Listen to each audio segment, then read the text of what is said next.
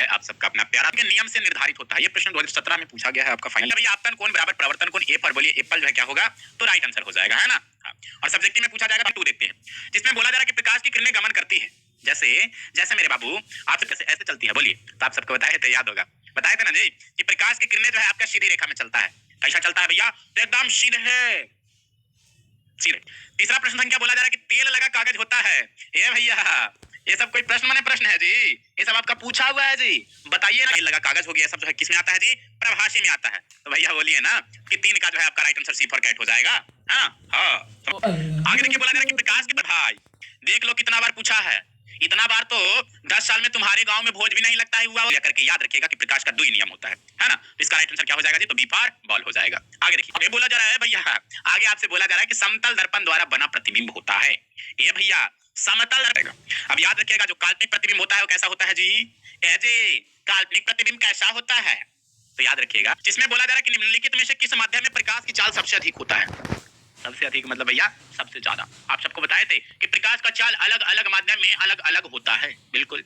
और सबसे ज्यादा किसमें होता है जी, ये भी बताए थे कि निर्वात में कितना होता है भैया, तो 3 × 10⁸ मीटर प्रति सेकंड, है ना। इसका क्या होता है जी, चाल होता है। और आप सबको ये भी बताए थे। आगे देखिए बोला जा रहा है कि किसी समतल दर्पण आवर्धन होता है, क्या होता है, आवर्धन का आपको पता होगा +1 होता है, ठीक है। तो ये एप्पल हो जाएगा इसका राइट आंसर। आगे एक प्रकाश किरण एक समतल दर्पण पर लंबवत आपतित होती है, आपतित होने का मतलब पड़ती है, गिरती है ना। चाहे कि प्रवर्तन कोण का मान होगा।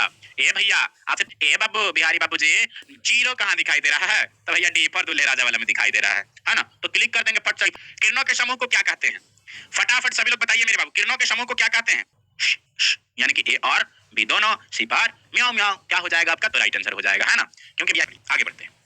आगे देखिए आगे बोला जा रहा है कि सूर्य से आने वाला प्रकाश पुंज निम्न में से कौन सा होता है। ये भाई ऐसा प्रश्न पूछा जा रहा है आपसे, सूर्य यानी कि सन का बात किया जा रहा है, उससे जो समांतर किरण पुंज होता है या समांतर प्रकाश पुंज होता है ना। तो बी फॉर बोलेंगे पौरहवा, ए पौरहवा, बी फॉर कि दर्पण के फोकसांतर एवं वक्रता त्रिज्या के बीच क्या संबंध है, जैसे बाबू देखिए हो जाएगा, इसलिए बोलेंगे कि ये एप्पल जो है आपका क्या हो जाएगा जी, राइट आंसर।